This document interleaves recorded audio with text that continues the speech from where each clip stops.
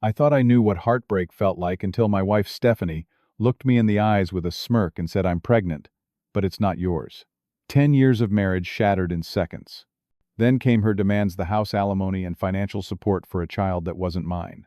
I stood there feeling my world collapse, but little did she know I wouldn't go down without a fight. Before I tell you how I made her entire world crumble, let me know where you're watching from and hit that like and subscribe button. My name is Russell, a 36-year-old software developer from Chicago. Unlike some in my field, I built my career completely from scratch. I grew up in a middle-class neighborhood in Illinois, raised by parents who believed in hard work and honesty above all else. Those values shaped everything I did, from my education to my relationships. After graduating high school, I worked my way through college, studying computer science. I juggled classes with part-time jobs at the campus tech support center and waiting tables on weekends. Those years taught me perseverance and the value of every dollar earned. When I finally landed my first job at a promising tech startup, I gave it everything I had. 70-hour weeks were normal coding, late into the night, determined to prove my worth. The hard work paid off as I gradually moved up the ladder. I met Stephanie at a mutual friend's birthday party 11 years ago. She worked as a marketing executive for a major retail chain and carried herself with confidence that immediately caught my attention. She seemed ambitious, driven, and most importantly, genuine. Her brown hair framed a face that lit up when she talked about her work, and I was instantly drawn to her intelligence. Our first date was at a small jazz club downtown. The conversation flowed effortlessly as we discovered shared values and goals. That night, walking her to her door, the kiss we shared felt like the beginning of something real. The following 6 months were a whirlwind of dates, long conversations, and growing closer. We met each other's families, and everyone seemed to approve. Stephanie stood by me during a particularly challenging project at work, bringing dinner to my apartment when I worked late, and offering encouragement when I doubted myself. After a year together, I knew she was the one. I saved for months to buy the perfect engagement ring, planning a proposal at the botanical gardens where we had spent our third date. When I got down on one knee, her tearful yes seemed like the happiest moment of my life. Our wedding was everything we had dreamed of. 150 guests witnessed our vows in a century-old church, followed by a reception that Stephanie had planned down to the last detail. When we danced our first dance as husband and wife, I felt certain I had found my forever partner. We honeymooned in Hawaii, spending lazy days on beaches and exploring the islands. Those 2 weeks seemed perfect, untouched by real-world concerns. We took countless photos, laughing and planning our future together. Upon returning, we bought our first house together in an upscale Chicago suburb. It needed work, but we spent weekends painting walls and updating fixtures, turning it into our dream home. Every nail hammered, every wall painted, felt like we were building our future together.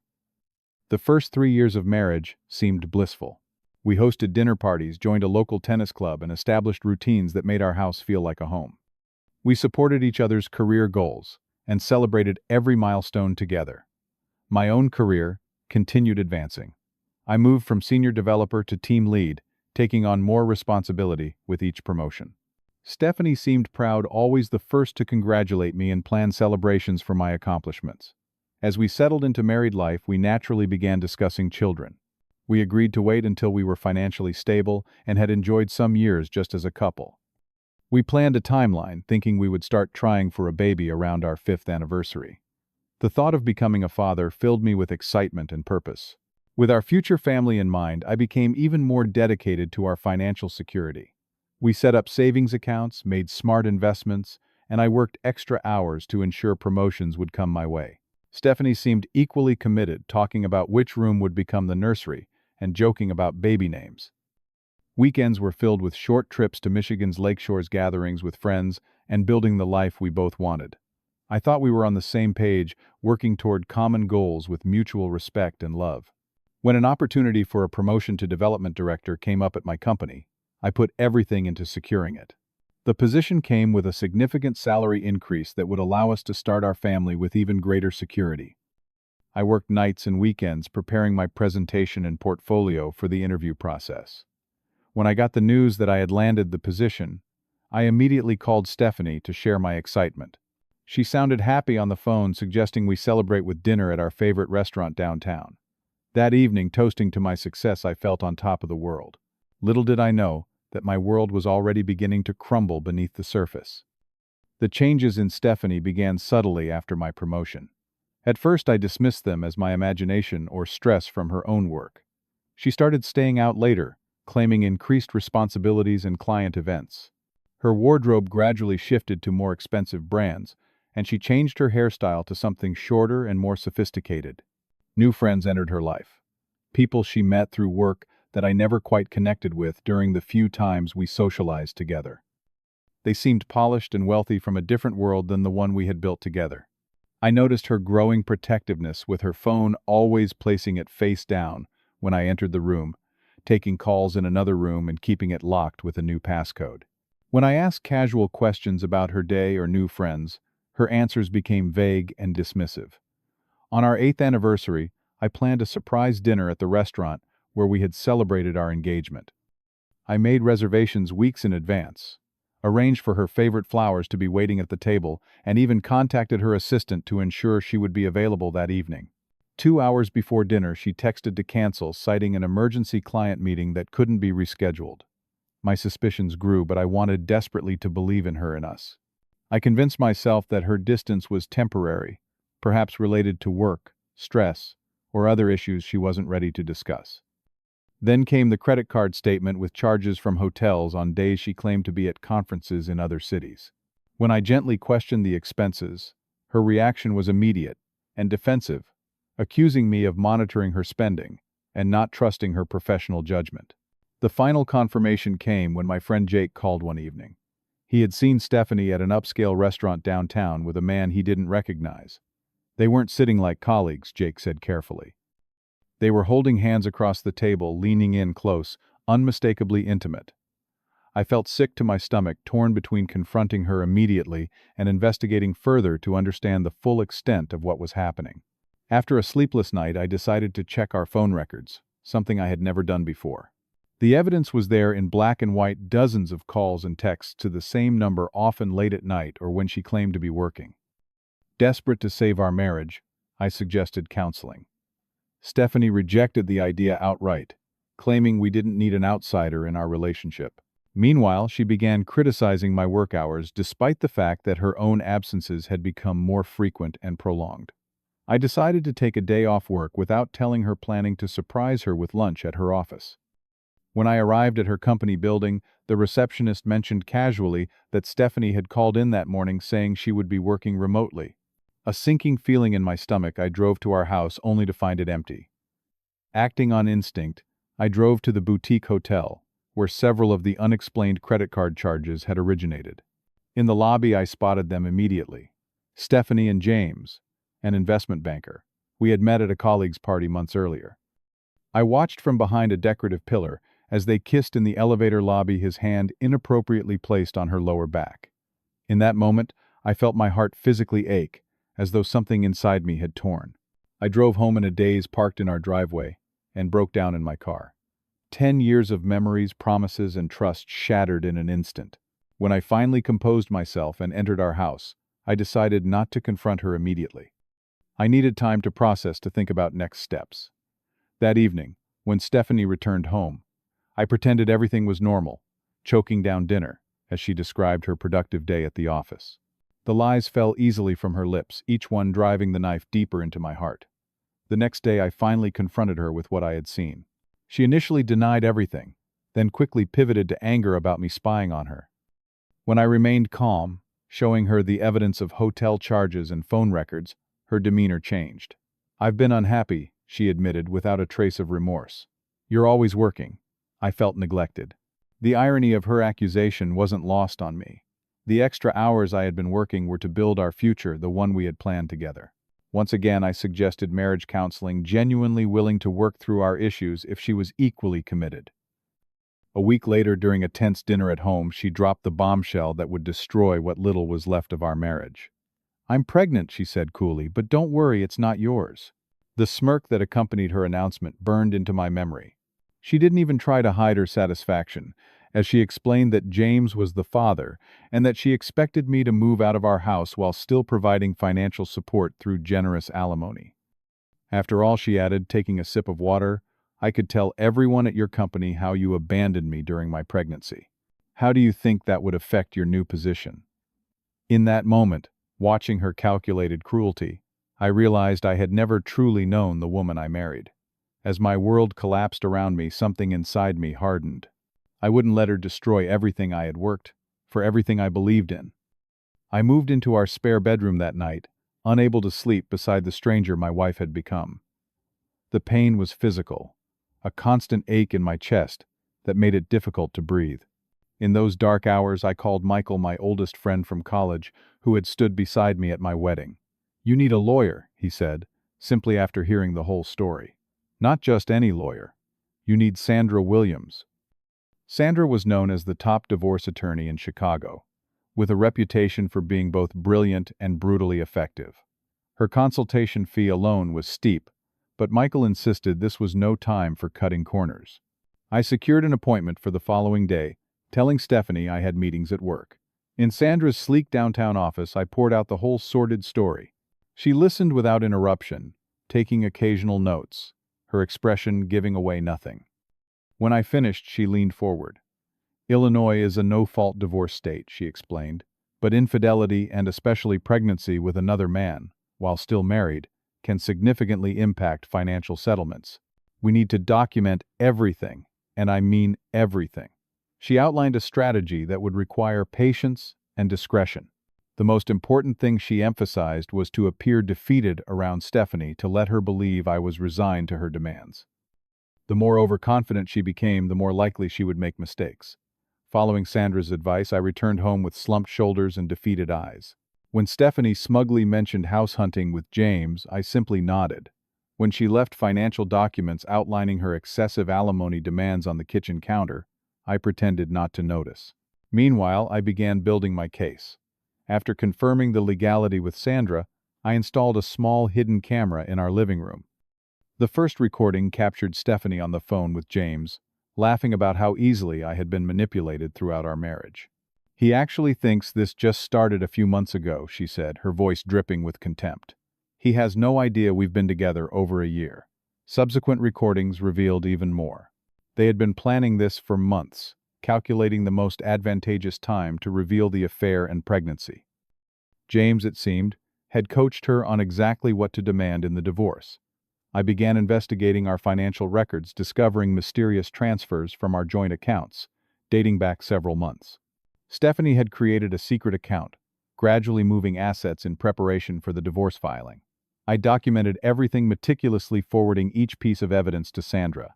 As weeks passed, Stephanie grew increasingly bold. She invited James to our house when she thought I was at work. I had called in sick that day, remaining quietly in the home office as they entered. Their conversation in the living room, clearly captured by the hidden camera, provided the smoking gun we needed. Once we get the house and the alimony, Stephanie told him we'll have enough for the down payment on the lakefront property. His lawyer will cave when I mention how he was emotionally unavailable and workaholic. And if he doesn't, James asked, then I'll claim he was verbally abusive. No one will question a pregnant woman. The deliberate planning of false accusations turned my stomach. I had never raised my voice to Stephanie, let alone been abusive in any way. Hearing her casually plan to destroy my reputation made the last traces of love, I felt transform into resolute determination. With Sandra's guidance, I hired a financial forensic expert who traced the missing funds and documented every transaction. We built a comprehensive picture of Stephanie and James's conspiracy to defraud me, including emails they had exchanged, outlining their strategy for maximizing the divorce settlement. When Stephanie officially filed for divorce, the demands were even more outrageous than I had anticipated. She claimed emotional abandonment due to my work schedule, despite the fact that my career advancement had always been our shared goal. She demanded 75% of our assets, full ownership of our house, and monthly alimony of $10,000 to maintain the lifestyle she had become accustomed to. The papers were delivered to me at work, adding public humiliation to the betrayal. Colleagues tried to hide their curious glances as I signed for the thick envelope, my hands shaking slightly. That same week, I began hearing from mutual friends that Stephanie was sharing stories about my supposed emotional distance and workaholic tendencies. Some friends people I had known for years began to distance themselves, apparently accepting Stephanie's version of events without question. The isolation cut deeply, adding another layer to the betrayal. Only Michael and a few others stood firmly by my side, offering support and reminding me of who I really was. Throughout it all, I continued working with Sandra, building our case methodically and patiently.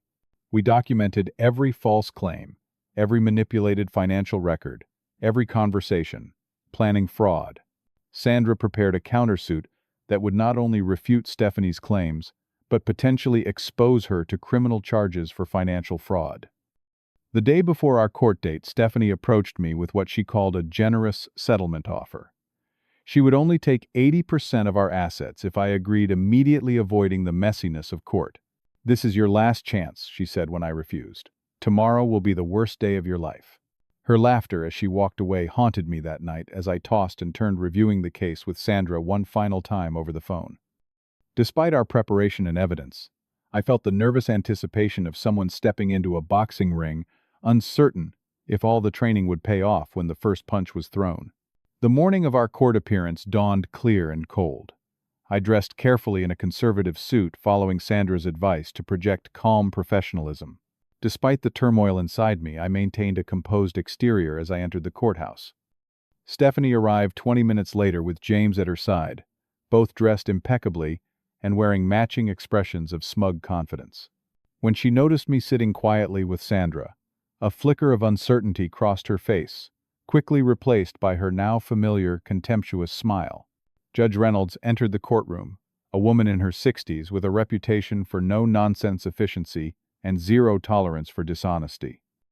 As Stephanie and her attorney presented their case first, I maintained the dignified silence Sandra had counseled. Stephanie's lawyer painted me as a workaholic who had emotionally abandoned his wife during her time of need. He spoke of her deep unhappiness in the marriage and how she deserved compensation for the years she had supported my career advancement. Throughout his presentation, Stephanie maintained a performance of wounded dignity, occasionally touching her slightly rounded stomach for emphasis. When Sandra rose to present our defense, the transformation in the courtroom was almost palpable. Rather than launching into emotional arguments, she methodically presented evidence, beginning with the audio recordings of Stephanie admitting the affair had predated the pregnancy by over a year. Far from being abandoned, Sandra told the court Mrs. Taylor was actively engaged in a long-term affair while Mr. Taylor worked to build their financial future. Next came the financial evidence, meticulously organized to show the pattern of fund transfers and account creation that demonstrated premeditation. Sandra presented emails between Stephanie and James, discussing how to take Russell for everything and set up the perfect divorce scenario. The most damning evidence was the video from our living room showing Stephanie and James planning to falsely accuse me of abuse if I contested the divorce terms. Judge Reynolds watched with increasingly narrowed eyes as the extent of their conspiracy unfolded before the court. I glanced at Stephanie during the presentation, watching her confident expression crumble into panic. She turned to look at James only to find he had slipped out of the courtroom when the financial fraud evidence was presented. Her frantic texting went unanswered as she realized he had abandoned her. After all the evidence was presented, Judge Reynolds called a brief recess. Stephanie's attorney, looking distinctly uncomfortable, approached Sandra with a settlement offer substantially reduced from their initial demands. Sandra politely declined, and we proceeded with the case. When Judge Reynolds delivered her ruling, her disgust with Stephanie's actions was evident in every word. She awarded no alimony due to the proven infidelity and fraudulent intent. Our assets would be divided according to contribution, with me retaining the house based on my primary financial input to its purchase and maintenance. Most significantly, she referred the evidence of financial fraud to the state prosecutor's office for potential criminal charges. As the implications of this sank in, Stephanie broke down, her carefully constructed facade crumbling completely. As we left the courthouse, I felt vindicated but hollow. There was no joy in watching another person's life fall apart, even someone who had tried to destroy mine. The win felt necessary but empty, a conclusion rather than a victory. The months that followed were focused on rebuilding. I sold the house despite winning it in the settlement. The rooms held too many painful memories. I found a modern apartment downtown closer to my office and filled with new furniture that carried no history. I threw myself into work during the day and attended therapy sessions twice weekly, processing the betrayal and learning to trust again. My therapist helped me understand that Stephanie's actions reflected her character, not my worth or lovability. 6 months after the divorce was finalized, I heard through mutual friends that both Stephanie and James were under investigation for fraud, not just related to our divorce, but to financial improprieties at their respective companies. The web of deception, it seemed, extended far beyond our marriage. Gradually, I began reconnecting with friends, some who had stood by me throughout the ordeal, and others who returned with apologies for believing Stephanie's lies. I forgave most of them, understanding how persuasive her performance had been. At a volunteer event for a local coding education program, I met Julia, a kindergarten teacher with a genuine smile and kind eyes. We started as friends, meeting for coffee to discuss the program and eventually sharing more personal conversations. Unlike my headlong rush into romance with Stephanie, I moved cautiously, focused on healing myself before considering a relationship. Looking back now, I can see the red flags I missed with Stephanie. The subtle, controlling behaviors, the occasional manipulation, the moments when her mask slipped to reveal something colder beneath. Therapy helped me understand these warning signs and trust my instincts more fully. The greatest lesson from this painful chapter was not about revenge or justice, though those had their place. It was about the importance of self-worth and authenticity in relationships. I learned that real partnership requires mutual respect and honesty, not just shared goals or attraction. Today, 2 years after that devastating moment when Stephanie revealed her pregnancy, I am in a better place than I could have imagined during those dark days. The pain has faded, replaced by wisdom and cautious optimism about the future. Have you ever faced betrayal from someone you trusted completely? How did you recover and move forward? Share your stories in the comments below. If this story resonated with you, please like and subscribe for more real-life experiences. And remember, sometimes what feels like the end of your world is actually the beginning of a better one. Thank you for listening, and I wish you relationships built on genuine trust and respect.